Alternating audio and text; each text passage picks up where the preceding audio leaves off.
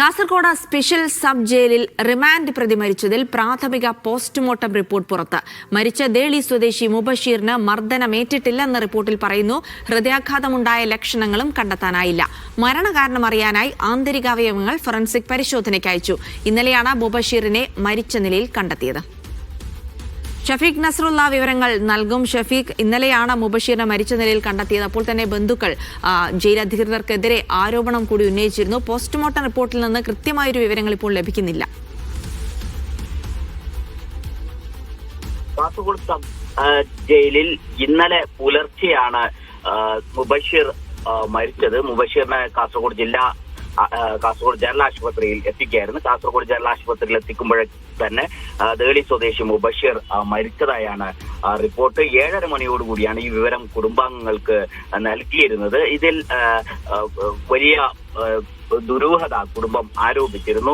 പ്രത്യേകിച്ചും മുബഷീറിന് പ്രത്യേക രോഗങ്ങളൊന്നുമില്ല, പക്ഷെ ജയിലിൽ നിന്ന് പ്രത്യേക ടാബ്ലറ്റ്സ് കൊടുത്തിരുന്നതായി മുബഷീർ കുടുംബാംഗങ്ങൾക്ക് പറഞ്ഞിരുന്നു എന്ന കാര്യമടക്കം കുടുംബാംഗങ്ങൾ ഇന്നലെ പറഞ്ഞിരുന്നു. വിദഗ്ധ പോസ്റ്റ്മോർട്ടം നടത്തണം എന്ന കുടുംബാംഗങ്ങളുടെ താല്പര്യപ്രകാരമാണ് പരിയാരം മെഡിക്കൽ കോളേജിലേക്ക് മാറ്റിയത്. അവിടെ വെച്ചാണ് പോസ്റ്റ്മോർട്ടം നടത്തിയത്. ഇന്നലെ രാത്രി മുബഷീറിന്റെ മൃതദേഹം സംസ്കരിച്ചിരുന്നു.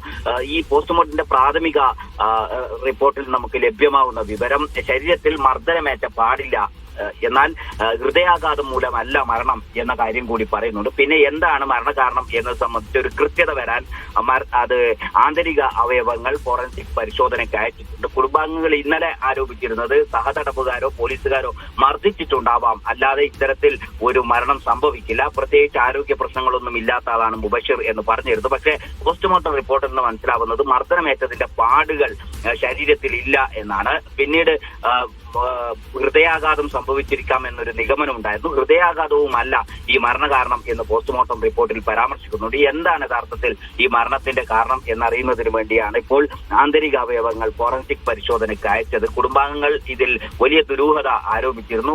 പ്രവാസിയായിരുന്നു മുബഷീർ ഈ അടുത്താണ് നാട്ടിലെത്തിയതിനു ശേഷമാണ് 9 വർഷം മുൻപുണ്ടായിരുന്ന ഒരു കേസുമായി ബന്ധപ്പെട്ട് മുബഷീറിനെ പോലീസ് അറസ്റ്റ് ചെയ്യുന്നത്. അങ്ങനെയാണ് റിമാൻഡ് ചെയ്ത് സബ് ജയിലിലേക്ക് അയച്ചത്. സബ് ജയിലിൽ വെച്ച് ഇന്നലെ പുലർച്ചെയാണ് ഇങ്ങനെ ഒരു മരണം സംഭവിച്ചത്. അതിനുശേഷം കാസർഗോഡ് ജനറൽ ആശുപത്രിയിൽ എത്തിക്കുകയായിരുന്നു.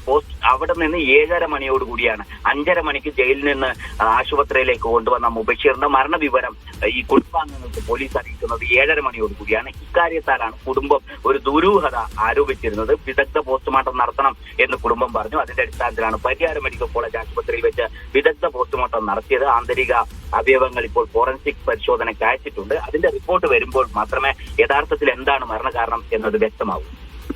ശരി, ഷഫീഖ് നസ്രുള്ളയാണ് വിവരങ്ങൾ നൽകിയത്. ആന്തരികാവയവങ്ങളുടെ പരിശോധനയ്ക്ക് ശേഷം മാത്രമായിരിക്കും മരണകാരണം വ്യക്തമാക്കുകയുള്ളൂ. ഹൃദയാഘാതം ഉണ്ടായിട്ടില്ല എന്നുള്ള റിപ്പോർട്ടാണ്. എന്നാൽ മർദ്ദനമേറ്റതിന്റെ തെളിവുകളും പോസ്റ്റ്മോർട്ടം റിപ്പോർട്ടിൽ നിന്ന് ലഭിച്ചിട്ടില്ല എന്നുള്ള വിവരങ്ങൾ കൂടിയാണ് ഇപ്പോൾ ലഭിക്കുന്നത്.